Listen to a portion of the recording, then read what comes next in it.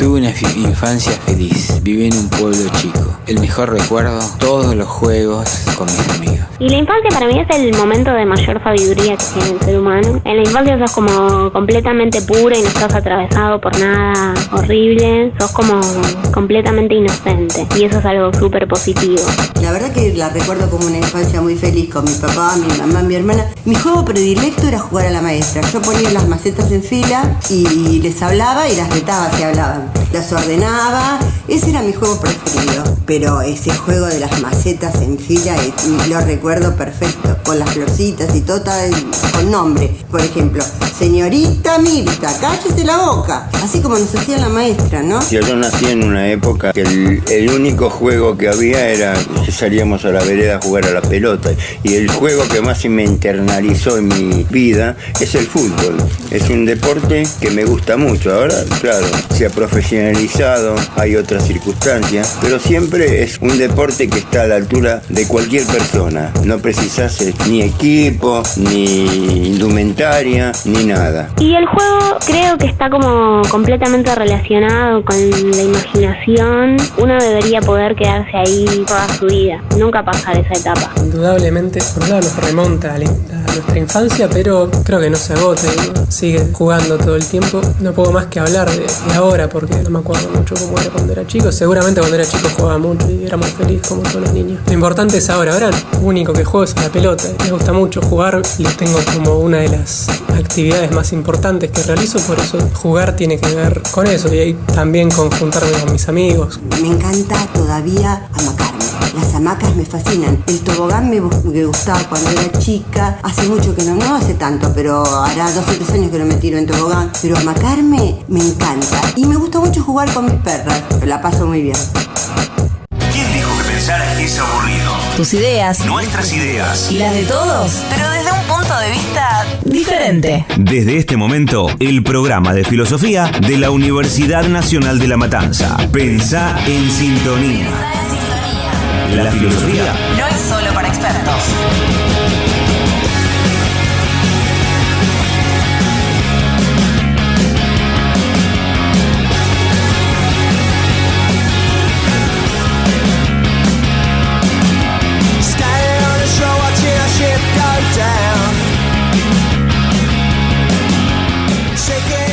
Bueno, mis queridos, último programa de esta temporada. Y llegó el final nomás. ¡Qué depresión! Llegó el final. Sí, un bajón, llegan las vacaciones. Terrible. Sí, llegan las vacaciones, es un bajón. Sí, realmente. Un bajón, yo me quiero matar. Llegan los resultados del curso de ingreso. Sí. Sí. Llegan una cantidad de correcciones. Sí. Las vacaciones empiezan en enero. Sí, pero bueno, ya nos vamos preparando. Bueno, sí. De a poco. Calor, ganas de jugar. Ganas de volver a la infancia, ¿no? Ganas de volver a conectarse. Ganas de no tener responsabilidades en diciembre, por ejemplo. ¿Qué tenía uno cuando era chico en diciembre? Navidad, Año Nuevo, regalitos. Pensar en los regalos. Armar el arbolito. Sí, ¿Hoy qué tiene?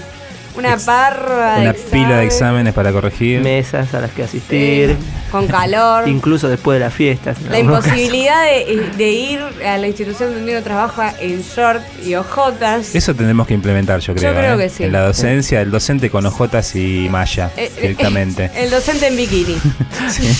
Sí. Sí, y bueno, nada, todo esto nos retrotrae al tema del programa, que es el tema de la infancia, el juego, un tema tan lindo, tan liviano, tan fresco. Sí, un tema que parece simple, parece simple. Parece simple cuando decimos que tenemos que conectarnos con el niño que llevamos dentro. Sí, ¿no? sí. Claro, sí, es un riesgo también, ¿no? Porque uno puede caer en un montón de lugares comunes. Infantilismo. Sí. Que se asocia a volverse un oligofrénico. Claro. Bueno, tampoco es Ponele. Sí, un oligofrénico que anda por ahí sacándole patas a los insectos, por ejemplo. O diciendo olis y chauchis. Cosas así como olis, en serio. Ahí entramos en terreno más polémico ya. Sí. Bueno, entonces la infancia no es decir olis, pero ¿qué diantres es? No sabemos, ¿no? Claro, ¿qué representa la infancia para la filosofía? Digamos, ¿no? Si es que tiene algo que ver con la filosofía. ¿no? Muchas veces se habla, ¿no? De hecho, en el curso de ingreso nosotros siempre cuando introducimos qué es filosofía y demás, siempre de lo primero que hablamos es del tema de las preguntas. Claro. ¿No? Sí, solemos usar ese ejemplo, sí, ¿no? Ese periodo en que los chicos, los niños, nos acribillan a preguntas que solemos detener con un gesto de autoridad. Claro, que ponen incómodo. Sí, que también es un lugar común, digamos, ¿no? Esto de decir, de dar el ejemplo de los niños que hacen preguntas y dice, bueno, el filósofo también es el que hace preguntas y qué sé yo. Por ahí una de las cosas que podríamos tratar de pensar hoy es, bueno, si ese lugar común tiene algún sustento en algún lado en términos conceptuales o no. O si es un puro cliché y un puro lugar común. Claro, porque las cosas que preguntan los niños coinciden con el objeto de la filosofía. Si la filosofía tiene un objeto que es todas las cosas. Es decir, no es que preguntan cómo se hace esto, también preguntan cómo me llamo yo y por qué me llamo así, no de otra manera. Claro, y por qué esto se llama teléfono y no, y no, yo tengo un recuerdo respecto de eso, de la utilización de las palabras en la infancia. Como que solía tener un juego muy de una nena como renormal, que era repetir una palabra hasta que se agotaba el sentido. Hasta que perdiera el sentido. Lo hacía mientras me bañaba. Y me sorprendía cada vez. Decía, uy, mira, ya se agotó el sentido de esto. Como ya no entiendo lo que significa. Qué bárbaro. Sí. Sí, los chicos hacen otras cosas. Sí. En general. Pero bueno, yo hacía eso. Sí. Me quedé pensando en esto de la chica normal. Sí. No sé cuál es el criterio. El criterio de normalidad que estás usando, por ahí pero bueno. Es la que anda en bicicleta, está ahí bailando. Pero bueno, sí. Yo estaba en la bañadera repitiendo teléfono. Pero también, porque digo, a veces cuando abordamos este tema solemos focalizarnos o poner la mirada en los chicos, en los niños, pero también un poco en el efecto que producen en nosotros esas preguntas. Tal vez lo que más nos... más allá de la incomodidad, ¿por qué incomodan? Incomodan porque nos corren de un lugar cómodo, justamente. Nos corren de un lugar habitual, seguro, o de una manera... nos hacen ocuparnos de algo que ya teníamos como resuelto. Eso sería lo mejor que te puede pasar, porque me ¿Seguro? parece que en otros casos, o sea, hay respuestas directamente, sí, ¿no? Sí. Ahí clausura toda lo lindo que puede llegar a tener una pregunta. El otro día yo me puse a buscar frases en internet, ¿no? A googlear si había frases o preguntas de chicos, y lo que más me llamó la atención fue no encontrar preguntas de chicos, pero sí encontrar muchas páginas dedicadas a que los padres puedan responder las preguntas, como si fuera crucial hacerlo, claro, digamos. Sí, claro. O qué tipo de respuestas darle, claro. Y no sé si hay un tipo de respuesta. Claro, es verdad. Es como que no se podría plantear, la verdad no tengo idea por qué pasa esto. No, o simplemente buscar una respuesta junto al niño. Claro, sí. Sí, esa cosa de que que uno como desde el lugar de padre, así como del mismo modo desde el lugar del docente, ¿no? Que es un lugar a veces bastante parecido, sí. Claro. siente que tiene que tener todas las respuestas, Claro. digamos, ¿no? Que uno no puede en una clase, por ejemplo, cuando un alumno también pregunta algo que quizás uno no maneja, decirle directamente, no, mira, no sé. Claro. La verdad no es mi tema, y cuesta a veces decir, no sé. Sí, bueno, eso... Hay una salida muy buena que es una muy buena pregunta. No, pero es una muy buena pregunta y repensar el sentido de lo que es preguntar, porque estamos acostumbrados a pensar lo que yo llamo falsas preguntas, que es preguntar sabiendo la respuesta para saber si el otro la sabe o no, y en realidad... La otra es decirle, en realidad el que plantea la pregunta tiene la respuesta. Claro. Porque si sabe plantear la pregunta... Esa es buena. Así que respondeme vos. Claro. No, ¿y a vos qué te parece? Esa es la del psicólogo. Claro, bueno. ¿Y a usted qué le parece? ¿No? Entonces, todo esto está asociado a la infancia, la inquietud, la incertidumbre. Y yo me pregunto, ¿cuánto saldrá el café Buen día. Ajá. Buen día. Buen día. ¿Usted quién es? Buen día. Buen día, pero buen día. No lo conocemos a este señor. Es Jorge Guillermo Federico. Sí, ya sí, perdón, sí, es que yo no vengo tan seguido, yo lo veo por primera vez. Que es olvidable. Estoy un poco afónico. Ok. Bueno, ¿qué les puedo...? Y acá vamos a no tomar... sé, ¿qué tomamos? No es Bueno, algo fresco. Hace calor, un sí. licuadito. Un licuado. Bueno, yo un jugo pomelo. Un juego de pomelo. Más difícil no puede. Sí, está bien. Y bueno, si me va a tratar así, que me traiga algo. El resto todo bien, ¿en qué andan? Estamos acá hablando de la infancia y la diversión. Nos preguntamos, tal vez, ¿cómo ha sido tu infancia? Claro, Guillermo Federico. No, yo no tuve infancia. No tuve, naciste no tuve infancia. Naciste viejo, como Borges. Sí, ¿No te la acordás? No sabes. No, yo tuve que empezar a trabajar muy chico. A los 2 años ya empezó a trabajar. De hecho, ahora tengo mucho trabajo, así que, bueno, los dejo hablando y ahora les traigo sus jugos. Bueno, bueno, está listo. Bien. Anda nomás. Esperamos tu jugo. No, la verdad que hay gente que es muy difícil para dialogar, ¿no? Como nosotros que tenemos un chamullo. Pasa que es terrible eso de no haber tenido, que se dice, ¿no? A veces, che, bueno, tuviste infancia. Claro, ¿no? porque sos un boludo grande. Claro, sí, porque no viste, digamos, claro. Así que cuando surge lo de no tuviste infancia, ¿por qué? Porque no hiciste los mismos juegos que todos hicimos, claro. no viste los mismos programas divertidos que todos, claro. ¿No? Y no tuviste infancia, ¿no? Yo pensé que se asociaba más como a alguien, cuando alguien estaba haciendo algo infantil, entonces vos le decís no tenés infancia, como porque no es algo que claro. tendrías que haber pasado. No tuviste, claro. Claro, sí, también, tenés razón. Sí, si estás haciendo algo infantil, no tuviste, sí, es verdad. Sí. Y como una crítica, ¿no? También, como algo, che, ya está y eso bastante... lo tendrías que haber hecho en otro momento. Como quien dice, búscate una vida. Claro, sí, claro. Fíjate, volví al jardín de infantes. Sí. Debes retención de esfínter, esas cosas. Sí. Bueno, esa cosa. Llegamos al final del ciclo, ¿eh? Sí. Y sí, el año. Fin de ciclo, fin de fiesta. Por eso nos guardamos este tema para el final del ciclo. Sí, ¿no? Sabían que yo iba a empezar a decir cualquier cosa. Todo es un tema que sabemos que podemos abordar de manera irresponsable. Sí. Está bien.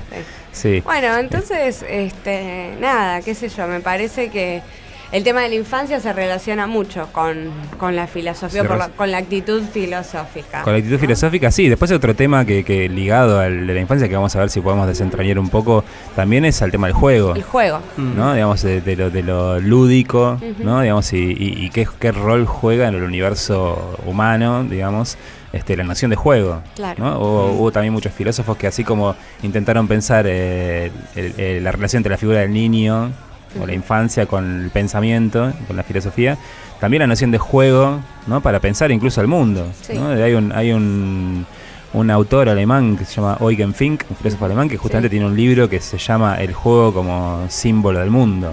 Y bueno, y desde Heráclito, ¿no? Bueno, el juego es una metáfora interesante también para pensar muchas cosas. Decías vos antes de entrar como la polisemia también de la palabra juego, claro. ¿no? Que uno puede hablar de juego en muchos sentidos y eso ya le otorga al concepto algo interesantísimo. Sí, una cierta ambigüedad, más que ambigüedad, sí, una polisemia. Sí, exactamente. La verdad, sí. Sí, como no se agota, uno podría empezar a dar rasgos o características en una definición y encontrar siempre un ejemplo de algo que no tiene esos rasgos y sin embargo es un juego. Es un juego, sí. Bueno, así que vamos a detener acá todas nuestras inquietudes e incertidumbres para ir a una tanda y luego volver con más inquietudes, más incertidumbres. Ok. Solo sé que no sé nada. Pensá en sintonía. Pensá en sintonía. La filosofía no es solo para expertos.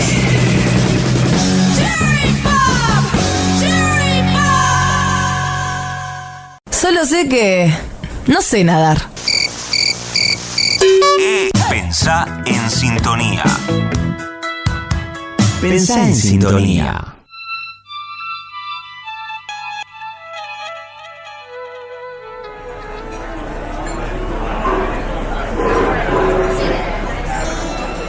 Bueno, segundo bloque y empezamos por abordar el problema de la infancia. Sí. Flor de problema.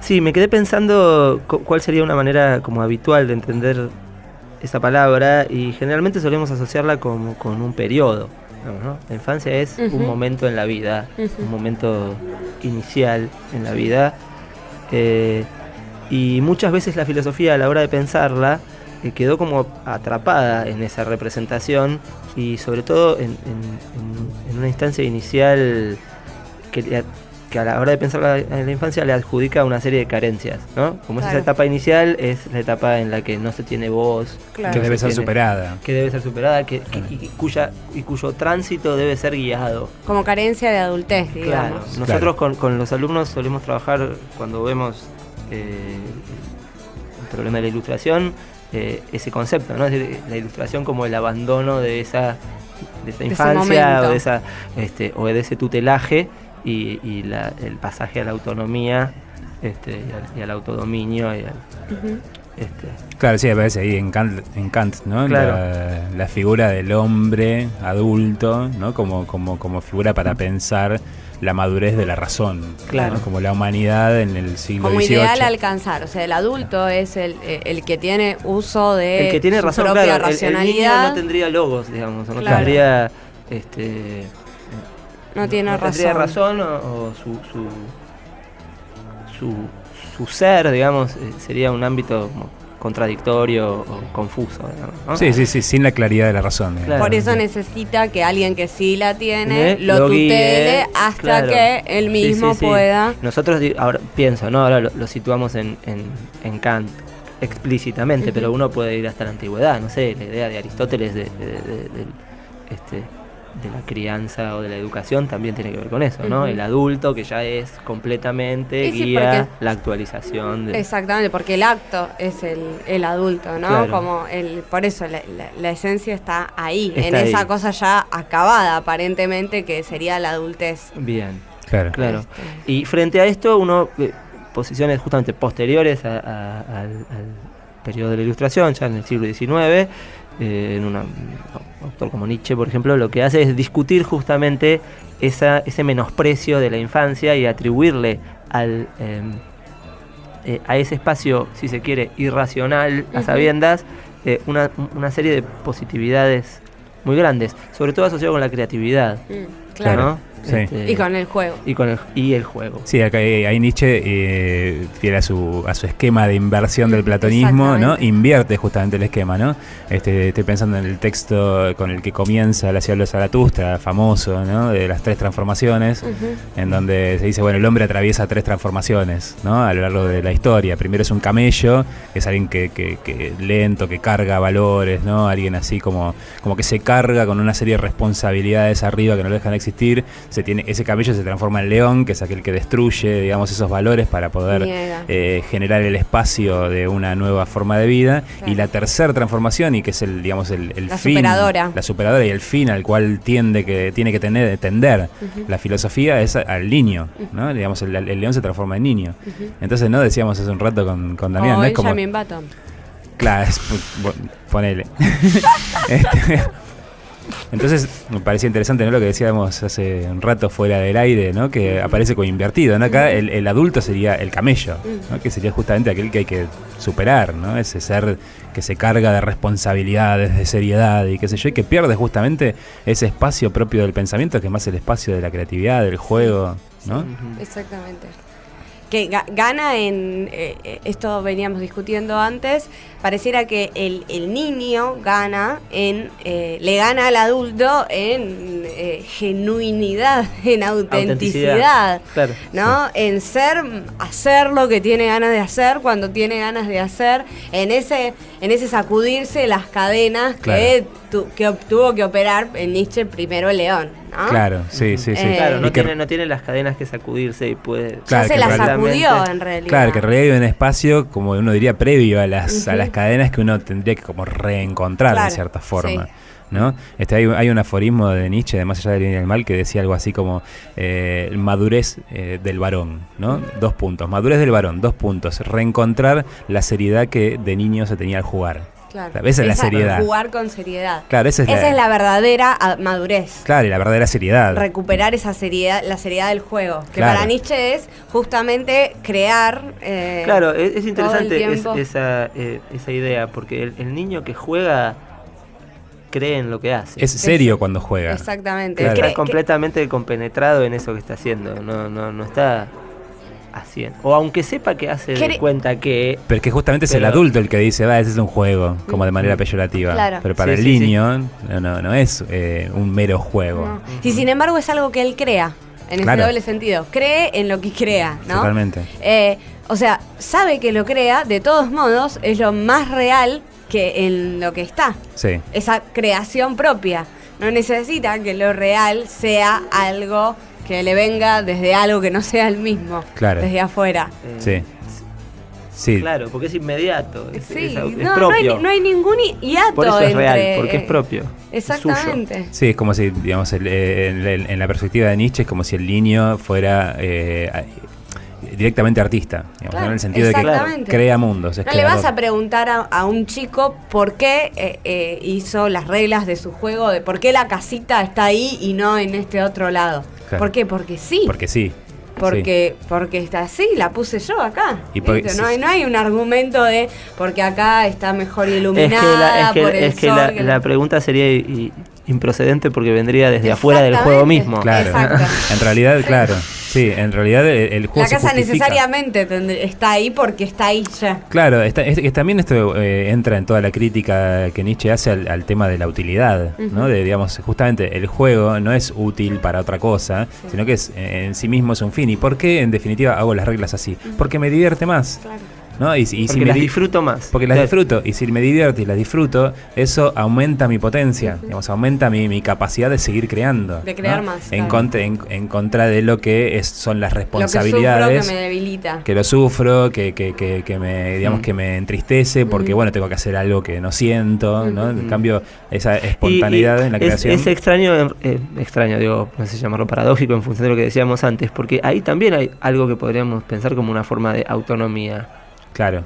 Totalmente, sí. Porque una autonomía más auténtica todavía, claro, ¿no? Porque soy yo el que me doy la propia norma dentro del juego. Claro, sí. Exactamente. Y es más auténtico, porque ni siquiera es universal esa norma, ¿no? Si querés pensarlo en contraposición a Kant. Claro, sí. Me parece que a eso iba esa definición de madurez que dabas vos antes. Claro, madurez del varón es recuperar la seriedad que de niño se tenía al jugar. Sí, pero una autonomía paradójica en el sentido de que sería no tanto el yo, el que soy autónomo, sino la vida a través del niño, ¿no? Sí. Es como, porque no está esta idea nietzscheana, ¿no? De que la vida lo que busca es ampliar su propia potencia. ¿Y cómo es que amplía su propia potencia? Bueno, creando mundos, ¿no? Creando mundos y cuanto más una forma de vida habilite la creación de nuevos mundos, más potente es y más alegre, ¿no? En términos... en términos nietzscheanos uno podría decir que el niño es un aristócrata. Sí, es muy exagerado. Claro, sí, es un aristócrata pensándolo en el sentido que le da Nietzsche a la palabra aristocracia, ¿no? Claro, no hay nada más egocéntrico que un nene, ¿no? Un nene, como que decimos, el nene cuando tiene hambre llora, ¿no? El otro día estábamos con Dami en el colectivo sufriendo algo parecido.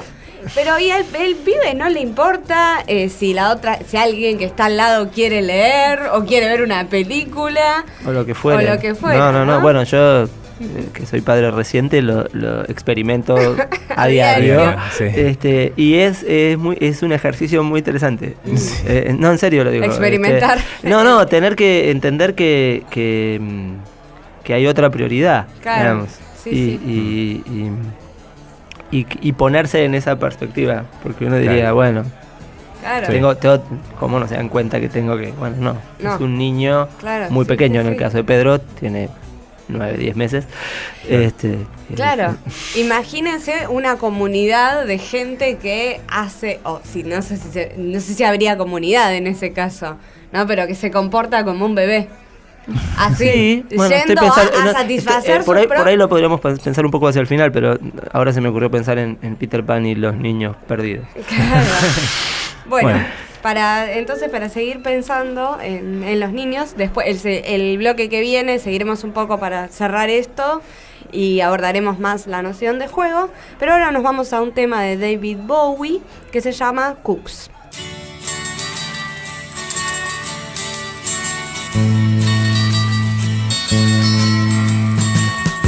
Will you stay in a lover's story? If you stay, you won't be sorry, 'cause we believe in you. Soon you'll grow, so take a chance with a couple of kooks hung up on romancing. Will you stay in our lover's story? If you stay, you won't be sorry, 'cause we believe in you.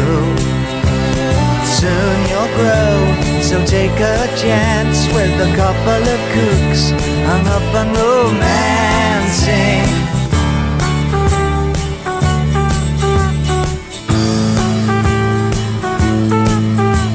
We bought a lot of things to keep you warm and dry, and a funny old crib on which the paint won't dry. I bought you a pair of shoes, a trumpet you can blow, and a book of rules of what to say to people when they pick on you. 'Cause if you stay with us, you're gonna be pretty cookie too. Will you stay in our lover's story? If you stay, you won't be sorry, 'cause we believe in you. Soon you'll grow, so take a chance with a couple of kooks hung up on romancing.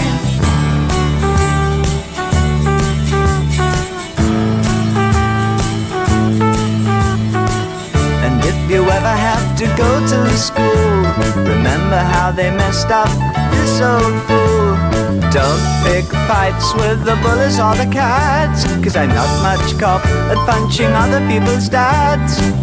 And if the homework brings you down, then we'll throw it on the fire and take the car downtown. Will you stay in our lover's story? If you stay, you won't be sorry, 'cause we believe in you. Soon you'll grow, so take a chance with a couple of kooks hung up on romancing. Will you stay in our lover's story? If you stay, you won't be sorry, 'cause we believe in you. Soon you'll grow, so take a chance with a couple of kooks hung up on romancing. Will you stay? Yo me pregunto, ¿qué pasará después de la muerte? Mira, morir es como dormir, pero sin levantarse al baño. Pensá en sintonía.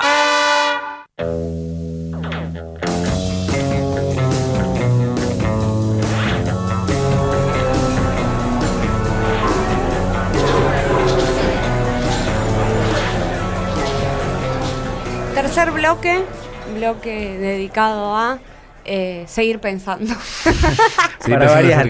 La infancia. Seguir pensando en la infancia. Sí. Sí, no, me quedé pensando del bloque anterior en cómo, digamos, algunos autores, más allá de tomar la infancia como un periodo, ¿no? Digamos, salirse un poco de esa, de como que es un momento en la vida de cada uno, sino ver qué hay ahí que pueda dar para pensar, ¿no? Uh-huh. Digamos, en el sentido de tomar la infancia como un concepto que permita pensar algún tipo de experiencia, digamos, novedosa, ¿no? Y justamente en torno a esa idea de la infancia como concepto para pensar la experiencia, hay un libro muy interesante de un filósofo italiano contemporáneo que se llama Giorgio Agamben, que se llama justamente Infancia e Historia, ¿no?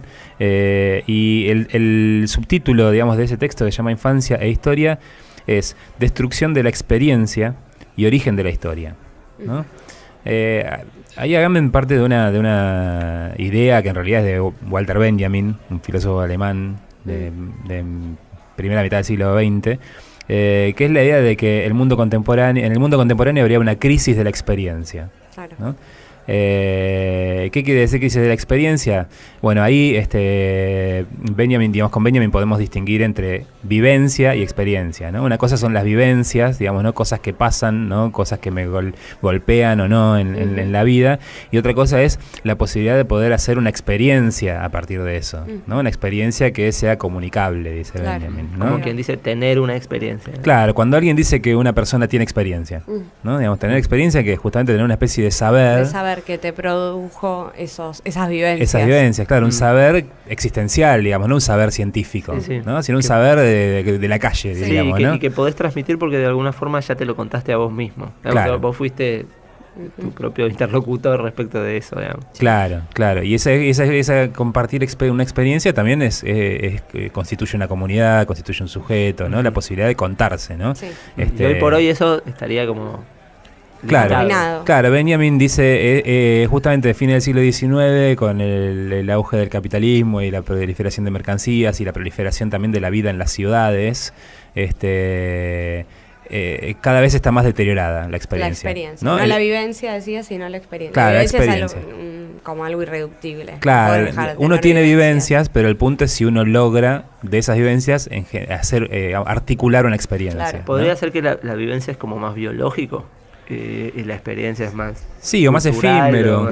Sí, más biológico, más efímero también, ¿no? Porque, digamos, una vivencia puede ser cualquier cosa que me golpea, que yo veo, digamos, justamente la figura del transeúnte en la ciudad, ¿no? Imaginémonos en microcentro, un lunes a la 1 del mediodía. Las miradas que cruzás, las caras que ves por segundo. Y los cuerpos que me choco. ¿no? O sea, son todos shock visuales. Es un shock, ¿no? Está el tema del shock ahí, del shock en las grandes ciudades, que justamente que estamos como aturdidos, sí, ¿no? Digamos, no percibimos, no vemos las caras de los otros, ¿no? Sí. Y eso en distintos ámbitos, ¿no? Benjamin habla de la velocidad del mundo contemporáneo, digamos, la sobreexcitación de información y demás. Entonces, partiendo de esa idea de que habría una pobreza de experiencia, ¿no? Que el mundo contemporáneo, de hecho Benjamin tiene un texto que se llama Experiencia y Pobreza. Partiendo de esa idea, Agamben en el concepto de infancia intenta buscar el espacio para pensar una experiencia posible nuevamente, ¿no? Pensando la infancia, él dice como algo así como la patria original del hombre, ¿no? En donde no es una etapa de la vida, ¿no? Sino que todo lo que hacemos, decimos y demás en realidad presupone como una especie de infancia, que es algo así como la experiencia muda, la experiencia previa al lenguaje, a partir de la cual yo podría construir una experiencia. Está bien eso, porque lo corre de una dimensión temporal, cronológica, tradicional, y en realidad es este espacio al que siempre se puede volver, o del que siempre se puede partir, si querés decirlo de alguna forma. Claro. Y que... Sí, algo así como un sustrato de experiencia. Ahora, ¿no? el relato de la experiencia siempre es una sustracción de ese sustrato primario. Sí, una articulación, ¿no? Que permitiría forjar sobre eso. Claro, que permitiría forjar una experiencia comunicable, ¿no? Pues justamente la infancia, ¿no? Justamente Agamben hace mucho énfasis en la palabra, ¿no? Pone in-fancia, ¿no? Como algo sin palabra, ¿no? Sin sonido, una experiencia muda. Que justamente no se queda en eso, sino que es lo que hace posible que se construya una experiencia sobre eso, que se construya el lenguaje, que se pueda hablar, digamos, ¿no? Entonces ahí habría como una especie de sustrato. Bueno, pero fíjate cómo esta idea lo que nos permite es conceptualizar algo que hablamos al principio, que es que en el gesto, por ejemplo, del niño al preguntar, se abre esta nueva forma de ver cosas justamente que no experimentábamos, que atravesábamos casi de manera... invisible o autistas. Sí, y como en ese sustrato de la infancia se abre también el espacio del juego, digamos, ¿no? Que también es un concepto importante que Agamben también retoma y que bueno, aparece también en muchos filósofos, Nietzsche por ejemplo, ¿no? El juego para pensar también como una contraposición a esa existencia adulta de Kant, ¿no? Y de la modernidad, ¿no? Esa del hombre adulto, racional, productivo. También, ¿no? Digamos que produce. Responsable. Wittgenstein también, ¿no? En sus 2 etapas, en su esquizofrenia intelectual, en la segunda etapa toma la noción. Es que sí, ¿no? Ludwig. Toma, o en su radical visión crítica de sí mismo, toma en su segundo momento la idea de juego, articulada a la idea del lenguaje. Del lenguaje, claro. Que es lo mismo. Niega esa visión hiperracionalista de la lingüística, esa primera lingüística neopositivista a la de la que él surge, ¿no? Sí. Bueno, una cosa que conversábamos con Rafa en la puerta antes de entrar al bar era la tensión que hay entre el juego y racionalidad, porque como lo venimos planteando, el juego parece ser el espacio de la creatividad, ¿no? Y sin embargo un juego tiene reglas. Sí. Sí. ¿Y las reglas dónde entran? ¿Es como una especie de intromisión de lo racional? O... Claro. Sí. Sí, bueno, ese tema es importante porque para pensar unas distinciones internas al juego mismo, ¿no? Porque muchos autores, después en el próximo bloque podemos mencionar a Bataille y a Deleuze. Son dos autores que tienen, digamos, dos interpretaciones distintas acerca del juego, los dos desde una base nietzscheana, ¿no? Y el tema de las reglas y su relación con el azar, ¿no? Es interesante para pensar qué hay de racionalidad y qué hay de creación en el juego, ¿no? Cómo operan ahí la racionalidad y la creación. Bueno, entonces para ir de un bloque al otro nos vamos a escuchar un tema de Offspring que se llama Come Out and Play.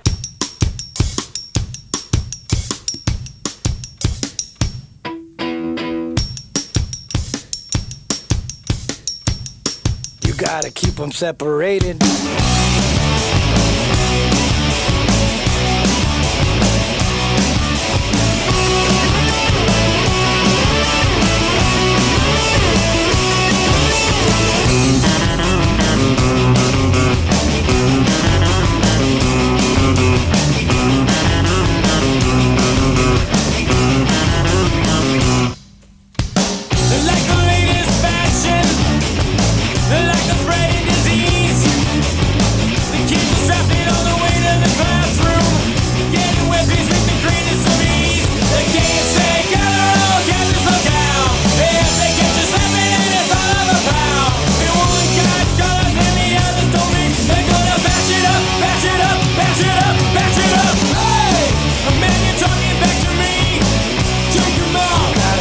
Separated.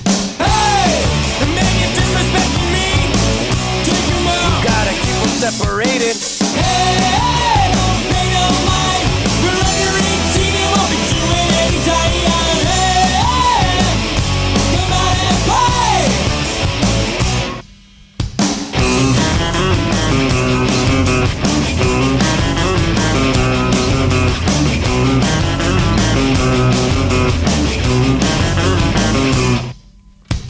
By the time you hear the siren, it's already too late. One goes to the morgue and the other to jail. One guy's wasted and the other's a waste. It goes out the same as 1,000 before. No one's gas water, no one's burning the floor. And never ending spree of death and violence and hate. It's gonna tie your old rope, tie your old rope, tie your old. Hey, man, you're disrespecting me. Take him out. You gotta keep them separated.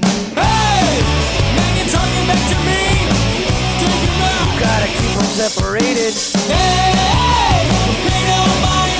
You're under 18, you won't be doing any time. Hey, come out and play.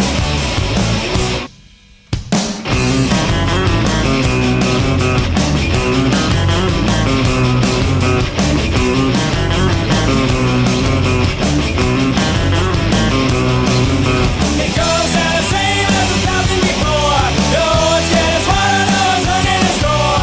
You're never in this free of death and violence and hate. He's gonna tie your old rope, tie your old rope, tie your old. Hey, man, you're talking back to me. Take him out. You gotta keep them separated. Hey, man, you're disrespecting me. Take him out. You gotta keep them separated.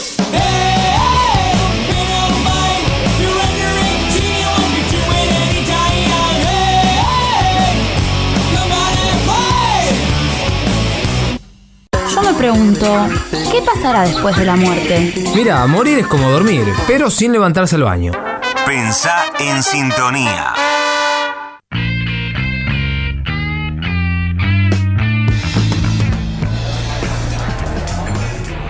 Bueno, último bloque del último programa del año, no de la vida, pero del año.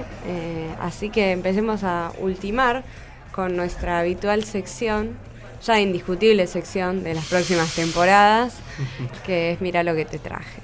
Bueno, a ultimar la filosofía. Sí, ultimémonos a nosotros mismos, ya que estamos, sí, porque bueno. la verdad para lo que hay que hacer. Sí. No, sí, me quedé pensando en lo que decía Damián hace un rato, ¿no? El tema de la relación del juego con las reglas y con la racionalidad, ¿no? Que estábamos hablando del bloque pasado. Y hay un autor que en la línea nietzscheana, ¿no? piensa en este tema del juego, que es Georges Bataille, ¿no? Un autor francés que ya también hemos mencionado alguna vez, de mediados del siglo XX. No tanto como a Deleuze. No tanto como a Deleuze, pero que de hecho lo vamos a mencionar un rato, por supuesto. Obvio. En el último programa. El programa podría llamarse Pensá en Sintonía o Deleuze. O Pensá en Sintonía con Deleuze. Con Deleuze, sí. Así que como no podía ser de otra manera, lo vamos a mencionar también. Pero Bataille tiene un texto muy interesante que nos compartió nuestro amigo Martín, que hoy no pudo venir, que está en un libro que se llama La felicidad, el erotismo y la literatura. Y el texto se llama ¿Estamos aquí para jugar o para ser serios? Ese es el nombre del texto, ¿no? Eso lo podríamos haber preguntado el primer programa, ¿no? Claro, nosotros sí. ya. Claramente ya sabemos la respuesta. Igual. Claro. Dejemos la respuesta picando. Cualquier oyente sabe cuál es. Ya se dieron cuenta, ¿no? Esos oyentes fieles ya saben. Y ahí es interesante cómo Bataille justamente opone el juego a la racionalidad y al trabajo, ¿no? Dice en una parte, la razón es lo contrario del juego. Es el principio de un mundo que es el exacto contrario al del juego, el del trabajo. Es, en efecto, el mundo de la consecuencia, ¿no? La consecuencia, es decir, el trabajo es el mundo de la consecuencia, el mundo de... la relación causal. Claro, el producir para algo, ¿no? Sí. El producir para algo. Frente a eso, el juego sería ese espacio de pura creación, de puro gasto, ¿no? Claro. En Bataille está mucho esta idea de la noción de gasto, ¿no? Justamente de que la vida, siguiendo mucho a Nietzsche, es algo que se gasta, ¿no? Algo que se entrega, que se dona. Claro, ¿no? Digamos. Se gasta, pero no en el sentido de que de la pérdida. No. Se gasta en su duración, o como perpetúa su duración gastándose. Pero como que uno el dínamo, ¿no? Como que pero que uno tiene que estar dispuesto a perderla también en ese juego. También, ¿no? El verdadero juego es un juego en el que también se juega la vida en última instancia. Que la vida no es algo tan valioso como para... No es tan valioso como el juego. Claro. No es como en el sentido de, digamos, que también hay que jugarla, ¿no? Y hay que apostarla en cierta forma, ¿no?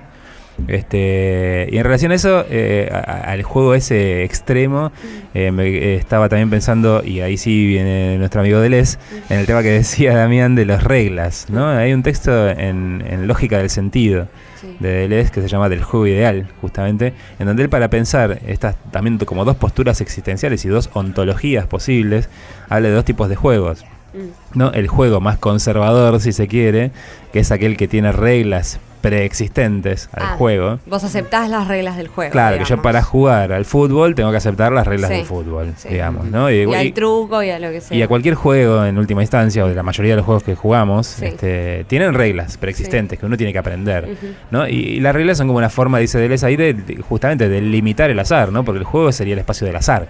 Claro. ¿no? Claro. De repente estás por meter un gol y le clavas una patada voladora al defensor. Ese azar... Eso podría pasar. Podría pasar, pero no debería pasar. Claro. ¿no? Claro, volviendo a la idea de juego y creatividad, el azar es como... O el juego es el espacio de la indeterminación.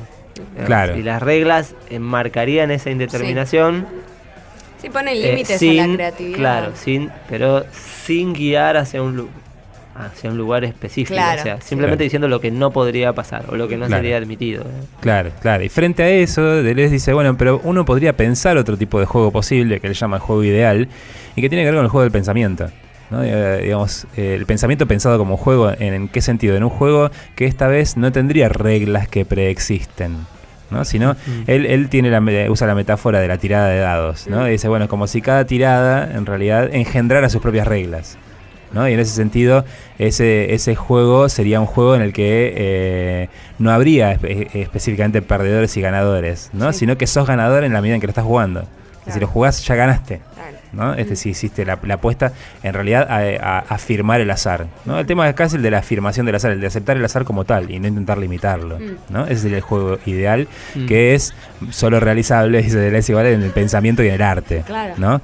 Porque evidentemente en la vida cotidiana uno tiene reglas, códigos, ¿no? y que son necesarios. Además, para que eso se pudiera dar, habría que limitar la intromisión de la vida cotidiana reglada, y eso ya generaría un espacio eso también limitante, determinante.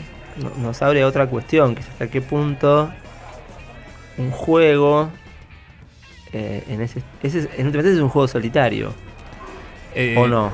No sé, no estoy pensando en voz alta. Claro, sí, no necesariamente, porque él dice, bueno, si uno lo toma como un juego de pensamiento, quizás, pero dice, es un juego que justamente hace al elemento mismo del pensamiento y puede ser realizado ya sea por la filosofía o por el arte, ¿no? Y eso es lo que hace justamente el carácter corrosivo que tiene la filosofía y el arte con respecto a la sociedad, justamente el de ser un espacio en el cual se pueden cuestionar o se pueden hacer desmoronar o deconstruir ciertos códigos para pensarlos, ¿no? Y es que a mí me parece que esto que decías de la soledad y vinculándolo con lo que decías antes vos recién, respecto de la posición que toma el jugador de arriesgar la propia vida, claro, que a mí me suena o me lleva mucho a la posición a la figura del amo en Hegel, ¿no? El que puede arriesgar, el amo es el que arriesga la propia vida, la vida biológica, en pos de ganar otra, claro, pero no importa,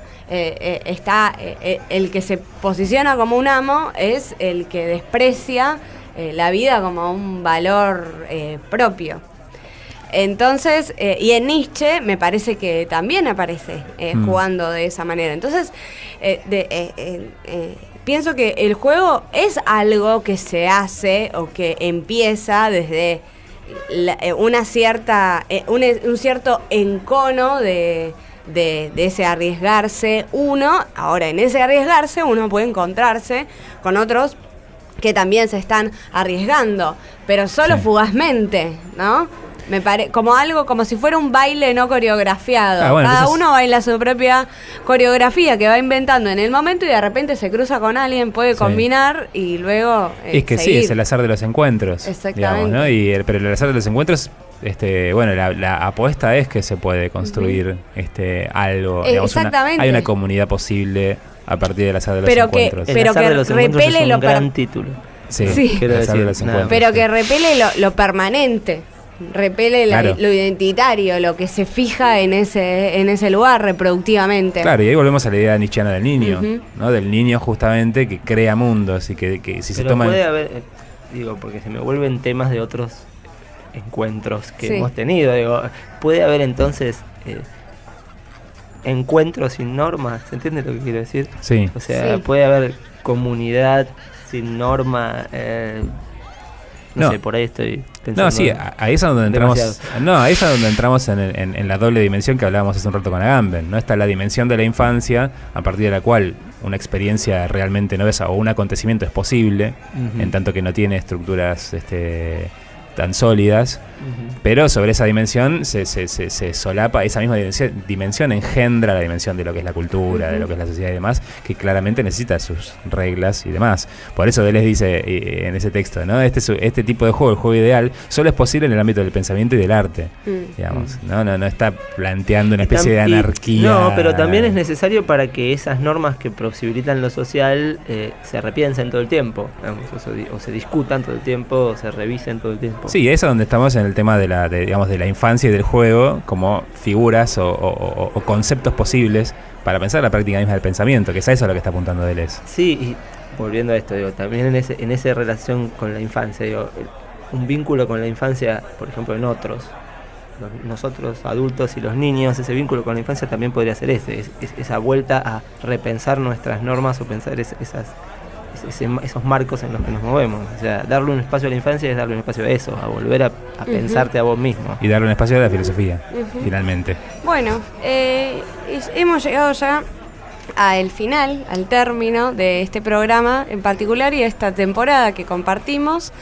Llegan las vacaciones. Llegan las vacaciones, ha sido un gusto hacer este programa. Llegan las vacaciones y no el mozo, pero bueno, no vamos a romper una tradición. Claro, no. Entonces ha sido un gusto, repito, haber hecho esto, pero y para, como decía Macedonio, para citarlo así fugazmente, para no aburrir, me termino, decía el tipo. Así que nosotros también no queremos aburrirlos más, nos autoterminamos. Nos terminamos, adiós. Bueno, adiós.